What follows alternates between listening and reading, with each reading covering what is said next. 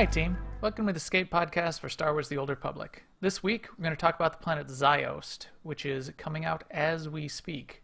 We'll also cover the latest SWTOR news and the fun stuff going on in our guild, Alea Iacta Est. As usual, we have an astromech standing by to record and broadcast the show. Hey, EPC 88, how is it going? No, I don't think the Emperor does consume the life force of astromechs, especially since you don't have life force. Plus, he's not in the escape pod, so I think you're just fine. Why don't you jump in there? Hi, Seema. How's it going, and what have you been up to? I think the astromech might actually be safer than we are because we have life force. Yes, we do, and we are on the planet Ziost as we speak. Yes, we are. I can feel my life force being sucked out of me. Being drained away. Ah. Well, let's see. We've had a good week in ops. We, on our first night, we went through story mode, Temple of Sacrifice, and then we did hard mode Malafar and hard mode Sparky. So I was glad we got hard mode Sparky, that it wasn't a fluke last time, even though I know we did do it once, several weeks ago. But I was real happy about that. And then on the second night we did story mode. Story mode Ravagers, and then we spent the rest of the night on hard mode Bula, that was a long night because Ravagers takes us about 45 minutes or so, and then it was a 3-hour night. So we spent a good couple hours or 2 hours and 15 minutes on Bulo. So we learned a lot about the dance, which is the main thing for us, is just getting the dance. Yep. And we have 12x XP coming up, so I'm trying to think about what to do. I have to be very careful because I have like one character slot left. Really? Yes, and that is because I deleted a character. So I have one slot to use for 12x, or maybe I might delete it. I could conceivably delete another character, but yeah, I'm trying to decide what to do. Yeah, I have good reasons for doing just about almost anything at this point, and then I spent some time working on downloading the PTS because, as I mentioned last week, I got the new SSD, so I have plenty of room for the PTS client. Right. However, the download of the PTS client wasn't as sophisticated as I had hoped for, so it didn't seem to be able to find SWTOR on the new drive, just like the regular client was able to easily. And so I did some Googling and following some stuff. I ended up deleting and re-downloading the launcher. Yeah. At that point, the launcher decided it needed to download the whole game again. So I've just been downloading SWTOR all day long today because it did the game client and then I did the PTS client. So I have them both now and they're both working. But yeah, that took a while. Yeah, that's not great. Usually it's pretty good. I mean, copying over the main client is just fine, as you said. That was working, but yeah, whatever with the PTS, that might just be the issue. Right. They probably don't have all the little niceties in place for that. So I got a chance to run around on the very beginning part of Ziost, but I haven't done any questing, so I haven't gotten out of the very first one. Got it. And that's where we are tonight. Yes. We're in the first area, the military outpost, which is one of the things that I did. I did the first half of Ziost when it first hit the PTS, and then just to prep for talking about it tonight and getting into it next week. And I think we're going to take the whole guild there on Tuesday. I ran through the whole place again over the weekend. So I got a sense of it. We'll try to be light on spoilers, but we will be talking about about Ziost a little bit. I also this week did a little Galactic Starfighter on our GSF night for the guild on Saturday night with Sten and Spherix and a crew of other people. I was only in there for a few flights. I think I even got my weekly done. I might have had a couple rounds from last week. No, because I did it last week too. So enough to get the weekly on one side, but then I had to go off and do a movie night with my daughters. So I also did a little PvP. Why did I do PvP? We were streaming one of the nights, maybe Thursday night, or no, maybe it was Sunday. We were streaming Sunday, and a bunch of people were in the chat room. And since we were chatting it up, I figured I'd just keep going and get some rounds of PvP in, and that actually went pretty well. It was a good night for PvP on my Sork. We'll see how that goes starting next week, because we are moving into a new season of ranked PvP, and it wasn't ranked, I was just doing regular, but I might want to try it in season 5. And as Seema, as you said, I did do ops. All the ops are story modes plus ones. Malafar, hard mode Malafar, Yeah, and hard mode right. Sparkies.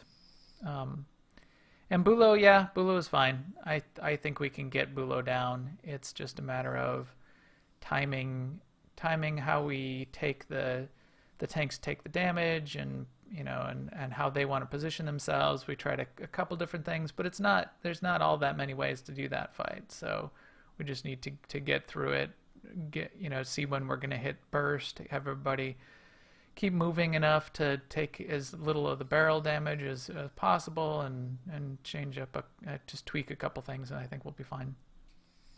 In the patch notes for 3.2, they do say they're reducing the damage that Bulo does. Yes.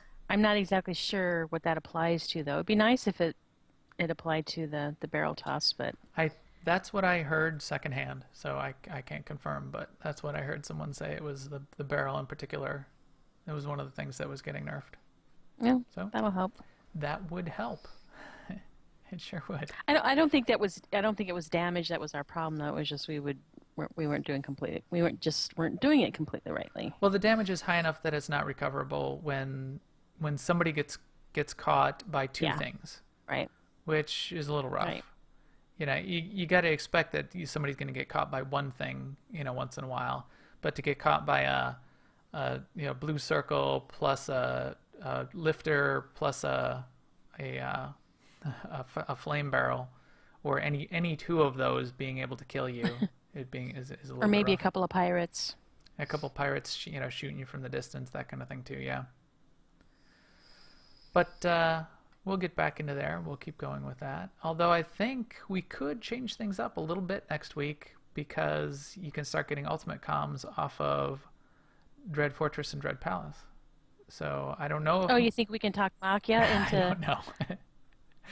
I do not I would know. like to finish. I want to finish the hard mode Dread Fortress and Dread Well, I Palace. wouldn't mind some Nightmare of the Dread Oh, you and Fortress your nightmare. to get the Well, let's finish hard mode to get the first. mount. I want that fancy mount, Oh yeah, the creepy mount. the Doc Ock mount. But with that, I think we can talk about some actual news. Now, an Imperial News Network report. So quite a bit of news this week, and we're gonna spin this into a deep dive into Ziost, but we'll still wrap up with the other news that's going on. One thing is that the PTS is up with 3.2.1. So 3.2 is going live tomorrow, but 3.2.1 is live on the PTS, and they're going back and forth on a couple class changes, which is interesting. So they had a proposal for a couple of the classes, and they did put some changes up on the PTS. One in particular that was interesting that I noticed was they were going to change consumption on sages and sorks, and change it to a 3-minute cooldown, and but higher amount of force that it returned, and it was really going to change up the sorks rotation. There was a lot of feedback on the forums. People didn't really like how it was being changed, so they have a new proposal, and they made some new updates Yeah. to the PTS. People, I think, like the new proposal slightly better, but still not all that happy. There's, people do have a little bit of problems with it, but I think are closer to being able to see what the devs are trying to achieve. So it's an interesting dynamic that they are taking feedback and trying a couple different things and putting it on the PTS and seeing what people think. That's a big step Well, they forward. did say in the when he originally posted that it was a proposal and that it could change. due to, that feedback could change it. And I mean, they don't go just by feedback. I'm sure they look at numbers and everything else, but yeah, I think what they are proposing to do instead seems a lot more interesting. Yeah, yeah, it is. It is interesting, and it does change it up a little bit. We also saw a new blog post this week on the official SWTOR forums for the Sith line, which is the order of no, the sixth line. That was a typo. The sixth, yeah, I was The gonna say, Sith line yeah, Jedi would that's be it. an interesting spin. Yeah. The sixth line Jedi is a piece of the Ziost story that you'll encounter, and it has to do with a special order of Jedi that are part of the story. They're not they're the lore behind them isn't as much part of the story, but it does come up a little bit. There is a blog post which explains them a little bit as well, and I believe it was written by Tate. Did you get confirmation that that was written by Tate? He No, posted it. no, I didn't. Yeah. I think he may have. It was a little bit dark, little But it harsh. did a good job of laying out the sixth line in their code. Yeah, yeah. It tried to drive that point home of what they mean by there is no contemplation, there is only duty. That's the sixth line that they add. So read up on it, and that's another. I think the chat room is saying it's another Courtney Wood special, and maybe it is that she's been doing most of those. But it is interesting. It sets the background for who they are. So check it out. That's a little bit fun. What else is coming out this week? Well, I mean, by the time you hear us speaking, it'll already have dropped, but it's 3.2 finally. April 28th is here. Yes, and there were additional notes So, that were part of that too, which I thought was interesting. yeah, there were things that we knew were coming and things that are a surprise to us, like we knew that ranked PvP season 4 would be done and season 5 would be starting. Um, but did we know that the Gree were coming back on May 12th? I didn't, and I had I been keeping didn't an eye either. out for that. So that's good. I think with the outfit designer coming up, that's a fun thing to have come back and be around so people can catch up on that if they need to and get some more pieces if they want. Yep. And the Gree event, as usual, is only going to be there for 7 days, 1 week. So make the best use of your time. Um, Bounty contract weeks is on 5/19 because we're in a didn't we just finish a bounty contract I week? think we did. Well, I guess that would be a month later, yeah. Yeah. So that's Um, gonna follow. they also said, oh, go ahead. Yeah, that's just gonna follow the week of the Gree event. So gonna have a couple events spinning through the month of May. Yeah, I mean, the costume designer makes all these outfits just that much more reachable because you don't have to think about moving your mods and putting kits on them and everything. You can just slot them in and dye them up and Yeah, run around wearing them. yeah. They also say they made improvements to client performance across numerous game systems. So Oh, whoa, I, whatever I that personally means. have a performance issue with chat, so maybe that's a game system. So maybe they did a performance improvement to chat. Yeah, I'm not exactly sure what that means, but that would be interesting to to see what that means. And some things we mentioned in the past, the speeder update where all the speeders are going to be adaptive now so that they'll all be at whatever your speeder skill is, which is good. Right. There is the travel improvements, like you can get to zero cooldown quick travel. They also said they're moving the cooldown for the priority transports, like the transport to CZ-198 and Outlaw's Den and Rishi, all those. Not from the little stations, but the one that's in your legacy perk page. Right. Those are going down to zero cooldown. Right. Interesting. And then the only thing that's separate is a priority transport personal starship, which is being reduced to 6 minutes. But if you buy the improved version, you can get that one down to zero also, which that'll be hella convenient. Yeah, that will be. So a lot of that the maximum reduction does require you to be a subscriber most of the time. I'm pretty sure on most of Oh those. yeah, you're probably right about that. But those are all going to be quite useful. Having unlocked down to 0 cooldown on quick travel and 0 cooldown on jump back to your starship and 0 cooldown on go to your stronghold, which is what we already have, and all that kind of stuff is really going to be nice. And they do say they're sort of tying that into what they're trying to do with 12x XP and just a real quality of life around playing the story. We're going to have a panoply of travel options. One of the things I thought was interesting, I was listening to UtiniCast this week, and on that adaptive speeder update, Tio's speculation, well, not really speculation, but he noted that that would be one of the last things that they would need to update before they could do a random mount button. So people keep asking, can you do something like that? I've got all these mounts. Can you give me an ability or a keystroke or something I can bind that I'll hit it and it'll just mount me to any one of my random mounts? I didn't think about it, but this is something that would help with that. If all the speeders are all normalized, they all work the same way, then you could just pop open a random mount and that would potentially help. That would be fun. That would be awesome if they would do something like that. It would. I'm not holding my breath, however. No. Expectations. Keep them low. A couple things regarding ops that I was kind of happy to see that I hadn't heard about before, which was that they've reduced the health of the lurklings in the underlurker fight, and the lurklings are the 3 ads that you have to kill. And one of the things that's challenging about that fight is if it takes you longer to kill the ads, then it's less time killing the boss, and also more time for the ads to kill us, but more likely for the boss to enrage. You hit the enrage timer, so right. That will help quite a bit. And then they also said they're going to reduce the damage that Bulo puts out, who's the second boss in all modes, by the way, so story mode and hard mode. And he's the second boss in Ravagers, and that's convenient for us because we just started working on hard mode Bulo. So yes, it will. That's cool. Convenient. So we also have the companion gifts getting their own section on the GTN. I don't often buy companion gifts, but that's nice. I didn't know they were. But it's going to help. It's going to help selling them because people will be able to find them. Yes, if there's enough of a market for it.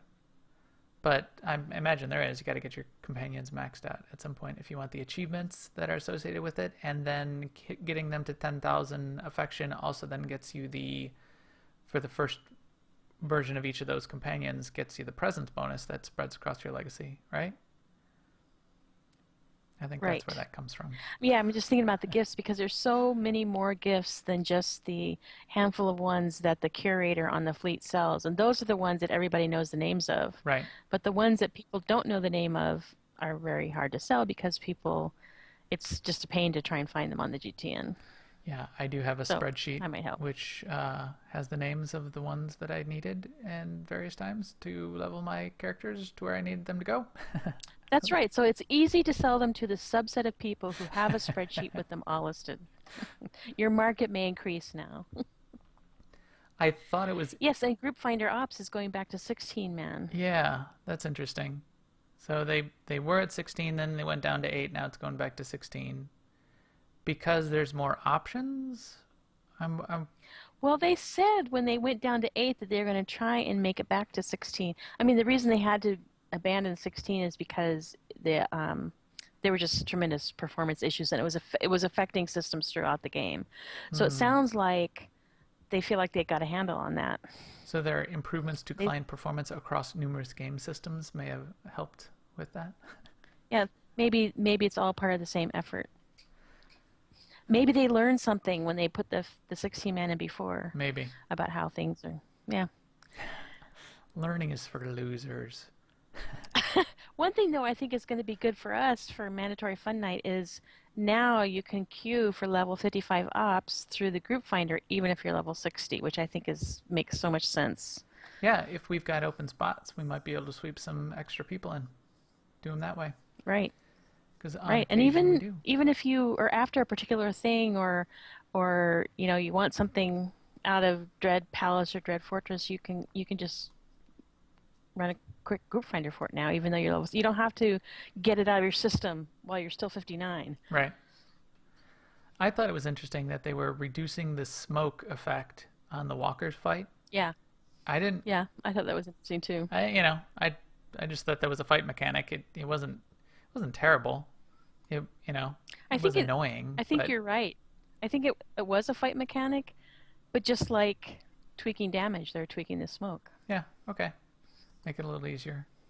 You have less people standing in AOE in bombs dropping, I think would be the key, because that is what happens. So the smoke effect blacks out your screen. You can't see that now you're also standing in a red circle, and you can't get out. So if you're used to it, you can just assume that you're standing in a red circle, and run. Just keep moving slightly, but it is a little bit annoying. So that's gonna make it probably a little bit easier. And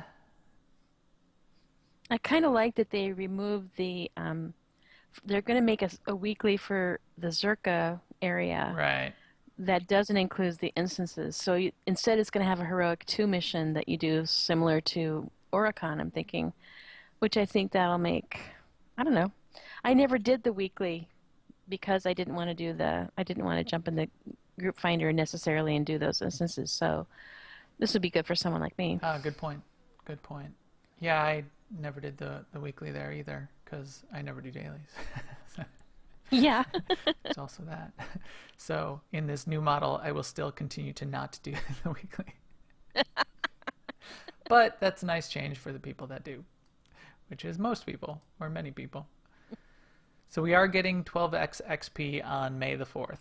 And that is for subscribers, and it's for class stories. So as you play through the class stories, all the way up through the main storyline on Makeb, up to 55, you get 12x XP on all the main story quests, story missions, and the main story on Makeb. In order to continue to make that a pleasant experience, they're also increasing dramatically the amount of basic comms that drop along the way.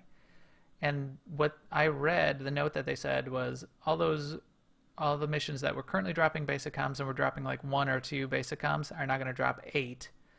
And that also ties in with a change that they made to all the planetary vendors on the fleet to stock them with better mods, more options as you go along the way, and lower prices in terms of the accommodations that it costs. So they're really trying to tie that into 12x XP. Let's play through the story. Let's give you the ability to pick up some gear as you go and not have to spend a lot of time outside the story again. And being able to take advantage of the travel updates, able to have, well, I guess you'll be able to also use those accommodations to buy gear for your companions and just play through all of those class stories. I think is pretty nice.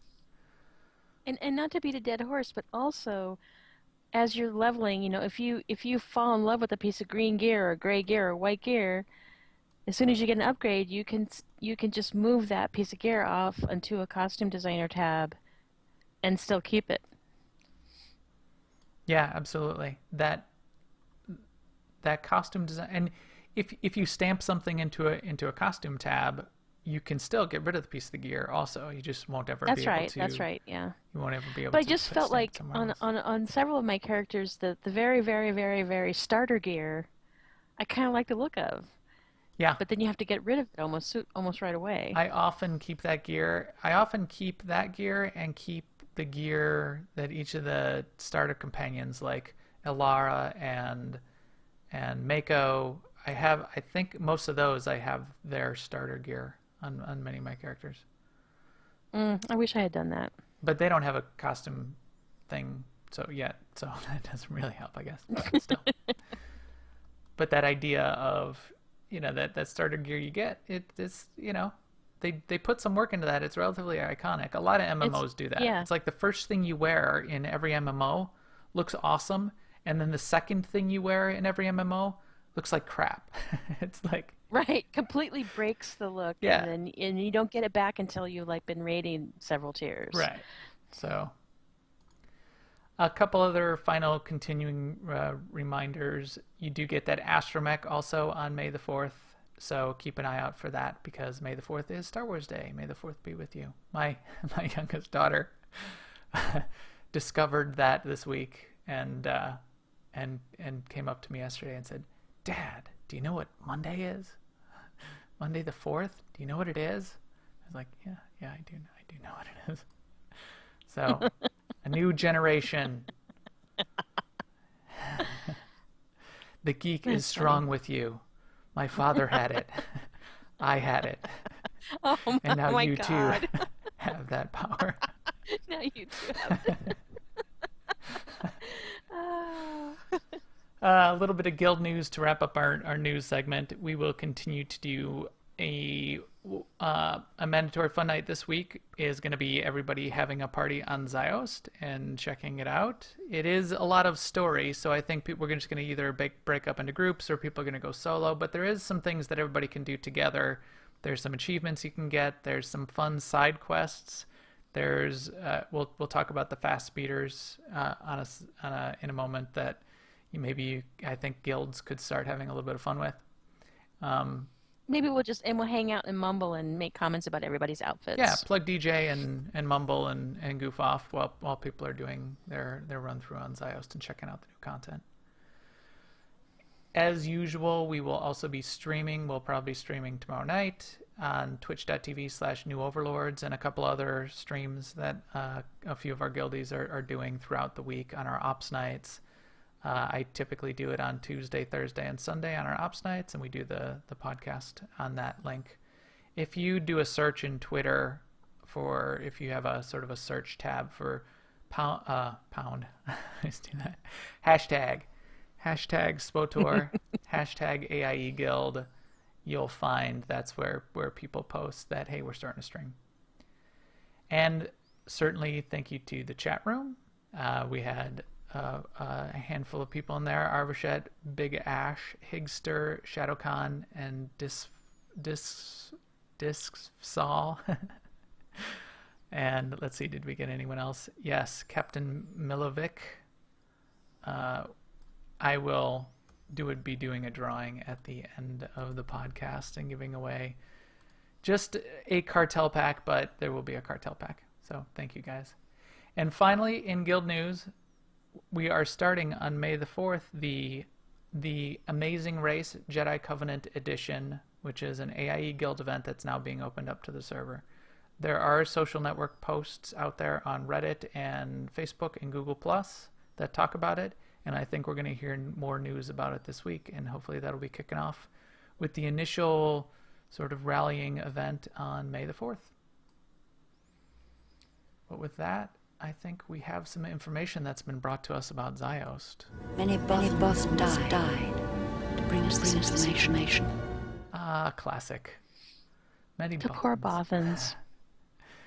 Yeah, I need some more information, so somebody start killing some Bothans. I'll tell you when to stop. It just seeps out of them as they die.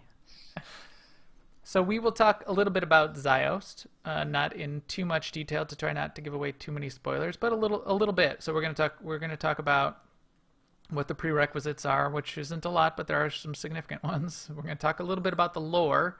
There's a really good blog post that we'll put in the show notes, a link to, that has a really nice summary of the lore of what the planet Ziost is, which I like. Then we'll talk a little bit about the layout of Ziost, the planet, the missions, what you're actually doing there. There's story and some side missions, the achievements, and some of the rewards. We will finish it up by speculating about the future, and the reason we're doing that will become obvious as you play through and just understanding what we're doing here. This update is called Rise of the Emperor. It's not called Everything's All Wrapped Up with the Emperor, good job. Right. And that's for a reason. So Oops. Seema has disappeared. Seema disappears. You have been absorbed by the Emperor and now have left the planet. Oh no. The prerequisites to playing through Rise of the Emperor are that you need to have completed the Shadow of Revan storyline all the way through all the way through the end of Yavin, you also need to be level 60. So those two are relatively significant prerequisites. But this is intended to be a continuation of the story, so it makes sense that you'll need to get through everything that happens on Yavin and get through what happens at the end of Yavin, and then you'll be leading into this story. So the name itself is obviously a little bit of a spoiler, Rise of the Emperor. So if you aren't aware, which you should be by this point, the end of Yavin ends with this idea of the Emperor, while some of his plans have been foiled, he is still rising to some degree, and I think it's obvious that we will want to continue to foil his plans. It is very nice how they keep talking about him as the former emperor, and they I forgot what is his name. Vitiate. Vitiate. Vitiate. So they don't call him the emperor because this is not the Sith fighting themselves. This is not Empire versus itself. He's not the emperor. This is a bad guy that nobody likes, and we're all gonna take him down. So we get to get into the planet. You get a lead-in quest on your ship. That you get a call from the main character that's been leading us through these stories this whole time, and they tell you, hey, there's stuff going on here. You gotta head over this way. So the planet's pretty nice. I really like it. A lot of people are pretty happy with the lore. Oh, look, it's even snowing. So there's a little bit of weather effects. So I like the planet. It's definitely it's a combination of, there's a lot of city. So it's broken up into 3 sort of zones, and the zones are not connected except by a speeder, and you can't get to them when you first land until you play through the first zone. So you're going through all 3 of these zones. Each of the zones has a slightly different look, but they all have the same theme. And you end up at one of the main central towers towards the end. You start in one of the sort of the military outposts in the beginning. If you're watching this on YouTube or check it out, you'll see as you log into it this week as well. We're in one of the outpost areas, and I really like some of the art assets. A lot of it is standard buildings and standard art assets that they've had in the game, but they have added some new things. I really like the gnarled trees. They've added some different plant life. Some of these become decorations that we'll talk about in terms of rewards, but I think it looks pretty cool. It's not overly snowy, but there's a little bit of snow on the ground. So of what you've seen so far, Seema, what do you think? Well, it kind of reminds me of Dromund Kaas, but it's in the color palette and the way the buildings are, but it's not slick and shiny and new like Kaas City is. It's kind of battered and all shades of gray. It's pretty interesting. It makes sense that it has the feel of Dromund Kaas, which is the Sith capital world, home world at this point. And why is that it would have sort of that connection? Well, let's talk it's about funny the you lore. should ask. But Ziost is actually a former capital of the Sith Empire. It kind of comes after Korriban and before Dromund Kaas, so there's a strong Sith history here. It's also a very strategic location in Empire space, so it's physically, very defensible, and that might be a reason that the Emperor chose it. But it's also strong in the dark side, and there might be Rakata technology here because, according to lore, that's a possibility. So, yeah. There's a really good post. There's a guy named Larry Everett, and he's posted on massivelyop.net, and we'll put a link in the show notes. He's got a post that's basically, I think it's titled, The 5 Things You Should Know About Ziost Before SWTOR Update 3.2. And he did a really nice summary. You can look in Wikipedia, and you can get a lot of the detailed background. but he did a nice summary of sort of like the 5 main things about it. And it's, as Seema mentioned, Right. it's a former capital world. It's got a lot of other significant historical value because all that Rakata stuff that went on. I thought it was pretty interesting about the strategic location in the Empire. I wasn't all up to speed on how hyperlanes route around different areas, and because the seat of the Empire is in a nebula, a caldera, that it's difficult to get through there. There aren't hyperlanes which go straight through, so you're sort of bottlenecked in a little bit, and Ziost is deep in there, so it's defensible from that perspective. I thought that was a Yeah, what I liked about that article is it takes a lot of very threads of a lot of different things, which could make it very complex, and gives you a very high level look at the history of Ziost. So I highly recommend it. yeah. So he did a good job of that too. He talks about Ajunta Paul, which was one of the fallen Jedi, early fallen Jedi, and how that figures into. So yeah, it's an important place in Sith history. It's got a lot of dark side issues associated with it, and so it makes it an ideal staging ground for what the former emperor is up to and what he's trying to pull off. So we get to go there, and we're going to try to foil his plans, and that's the main story that you're going to play through. And the story, I think, is really good. That it's a good flow. There's some interesting aspects to it, some interesting twists. There's good missions as you go through.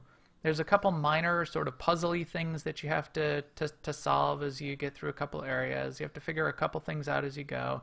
Nothing hugely complex. Nothing is as challenging a puzzles as the Seeker Droid Macabinocular. I think it was the Macabinocular line that had the really good puzzle instances, the solo instances. Right. So nothing Right. as detailed as that, but enough to keep it interesting. You do get the characters as the 6-line Jedi organization is involved, and then you get the classic characters, Lana Beniko and Theron Shan, who are involved also. So you get to hear a little bit how that goes. And the effects of how you interact with the Emperor are pretty exciting as well. So that's come out in the trailers for this, and you continue to interact with him that way to a great degree, and it works well, I think.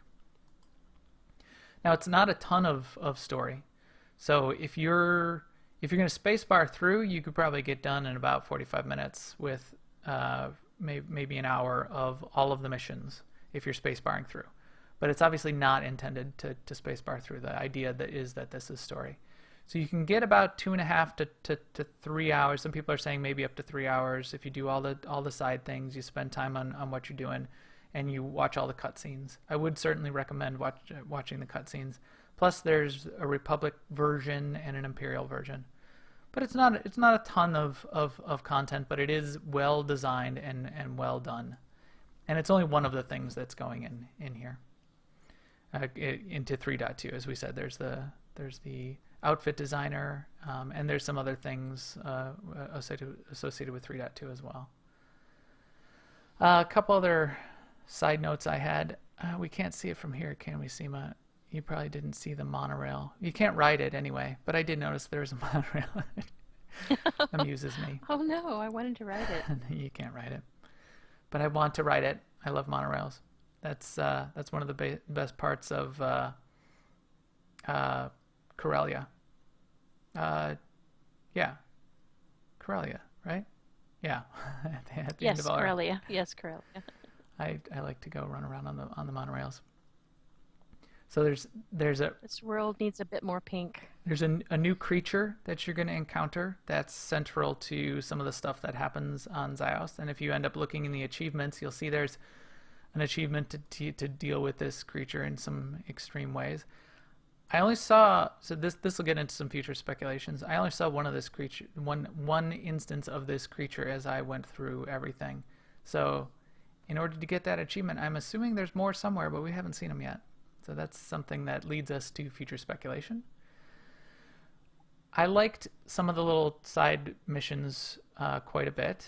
There's one that involves basically getting a souped up, rigged up custom speeder in a certain area with these little speed boosts, and it's required to be able to sort of move around in this side area in one of the zones and finish off this little side quest.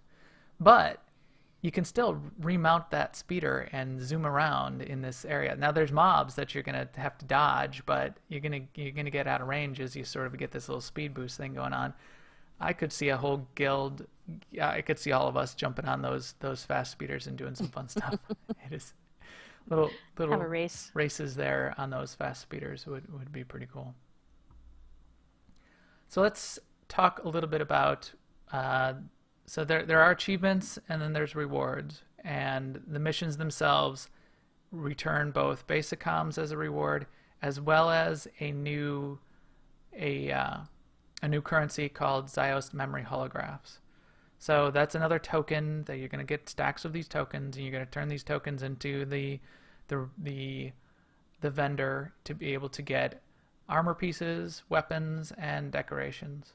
The armor pieces and weapons look pretty good depending on the class. People, I'm sure, will have varying opinions, but here's another armor set that you can get or get pieces of that you like that you can add to your outfit designer. I like the look of the weapons as well. You can get a preview of those off of Dolphy, but as soon as you get into the orbital station above Ziost, the vendors up there, you can check them out and preview them. They look pretty cool. The fact that it's another token, I'm not so happy about. I'm tired of collecting extra tokens and having to deal with that. I don't know. What do you about you, Seema? So in other words, it's just another token to. It's just another token that you're gonna have max amounts of. No, it's a stack token like completed bounty contracts. So it's another token that's going to take up space in your legacy storage or in your bank. That's more of my problem with like the drops from Manon that you use to buy the little submersible. Right. Too. Exactly. Yeah. Okay. So I've got rack gold canisters. I've got completed bounty contracts. I've got thing and a thing and a thing. I'm getting more stacks of all. Are they bound to legacy, by the way? Did you happen to notice? I believe they are. I'm just recalling.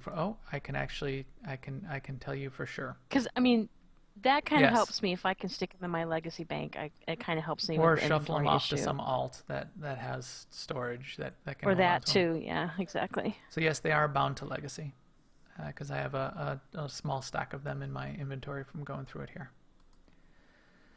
There are quite a few of them needed if you wanted to buy a full set of armor, more than you would get from running through the story missions and all the missions currently on Ziost. The decorations so far. How are you meant to get them? Well, that's after a good question. You finish the story. And that's either a question that'll be answered this week, when we all log in tomorrow and see what this looks like, and I would actually expect that that's the case, that there will be dailies. There are not currently dailies on the PTS, and that's where we've been exploring. But I would expect that right out of the gate there's going to be dailies after you run through the story, that maybe the side missions themselves turn into dailies. What I am not so sure about, though, is if that's all the dailies that there's going to be, or whether there's going to be more things going on. So you get to the end of the story, and you do what you came to do, but it's clear that that's not necessarily the end of everything that could be done in this situation. We are at the rise of the Emperor, and there are quite a few achievements, and not a ton of achievements, but there's the idea of the achievements and these tokens that we're trying to collect. I would expect that there's more that's going to need to happen, either dailies or other things that are going to need to be made available. Something repeatable. Yes. In addition, a couple of the achievements lend themselves to thinking there should be some place we could be chasing down other certain types of mobs. You might want to check that out. You might be able to come to some conclusions about that. We don't have definitive knowledge of all what they want to do, but at the last Cantina they did allude to that the story that they're embarking on with 3.2 does not start and end with the 3.2 patch. So they were clear about that in the Cantina. So I think there is more that's either going to be added. There was some data mining that went on that that made it seem like there might be some hidden areas around Ziost that haven't been uncovered yet. So I think we're all expecting that there is going to be more going on.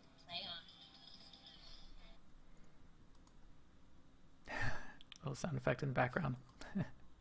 Yeah, I had to restart Twitch, and then it played the ad again. Playing I don't know what to do about that. That's okay. Well, I'll fix it in post. That's a little... I know. I mean, I already have Twitch muted, so yeah, I didn't know what else I could do. Yeah, no, that's fine. And so I think in terms of speculation about the future, we are going to see more, and I'm excited about that. This is a cool place. I'd like there to be slightly more, and we do know that there's going to be more in the story that will need to happen. So Matt in the chat room does make the point that yes, it would be great to ensure that we would get a new ops at some point. I don't think there's evidence yet that they've got a new ops that's necessarily part of this, unless they've been really quiet about it. It's certainly not shown up in data mining or on the PTS yet, but that would be interesting to find out. I would love to see a new ops before long. That would be a great way to wrap this up, and I'd like to see it sooner rather than later. So I guess what about you, Seema? What would you like to see to sort of wrap it up? Well, I mean, I can't say no to ops. We got to keep going forward with the ops. I agree with you that there's got to be some kind of daily, but I don't know that they're gonna show up tomorrow. I think it's interesting that they aren't on the PTS, because I think in the past, like for Oricon, for instance, they were on the PTS, I'm pretty sure. So if they're not on the PTS, I think maybe there's going to be some delay before they show up, like maybe a short delay, though, like a week. They were for Oricon, but they were not for Makeb, were they? Or did we even have a PTS for Makeb? There were surprises with Makeb when that came out, so we'll have to see. We'll have to see what happens tomorrow. So that'll be interesting.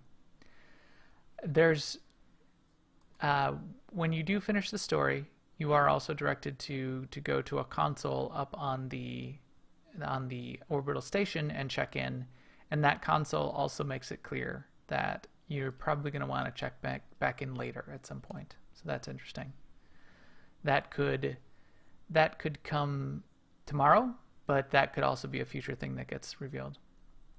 And a final thing I forgot to mention about the rewards that are coming out of this is that all of the rewards that are available and that are dropping and are coming out of the mission as drops are all blue 190 modded gear, which I think is also interesting. So this is between 186 and 192, and it fits nicely in that range. Although it's blue mods and not purple, it is pretty close to the 192 gear from what I can tell. So playing through this and getting some of the gear off the vendor will be a nice opportunity for people that solo or don't do a lot of ops to fill in some nice pieces that would make things like the Underlurker a little bit easier. So I thought that was interesting too. Yeah. All right. I think that is a pretty good wrap up. If you won't need it by tomorrow, but Volk is a player who I've talked to on and off on Twitter and a couple other places. He does a lot of streaming lately and has a good YouTube channel where he posts videos of things. He did a really nice walkthrough of both the Imperial and Republic storylines for Ziost that I thought was nice. So you can check that out if you need to, but you won't need to as of tomorrow. And again, that was a great blog post from Larry Everett. Larry Everett on Massively Up. Yes. Massively OP. And we'll put both of those links in the show notes. But with that, I think we can say thank you to our chat room, and I've got quite a few people listed as part of that. Thanks, guys, for showing up and participating in the chat room. There's always good to see those comments come through and keep us honest as we go forward. And we can also see that our little EPC 88 is freaking out about the Emperor and ready to jump off into the escape pod. See? I'm freaking out about the Emperor too. Yikes. So thanks for listening or watching on twitch.tv/New Overlords, and thanks again to the chat room. We will stream again next Monday night at around 10:30 p.m. Central. For comments or questions, please follow us on Twitter at MaxTheGray and at AIESEMA, or find us on Jedi Covenant and ask us for an AIE Guild invite. We would love to have you. And we will talk to you soon. Bye, everyone.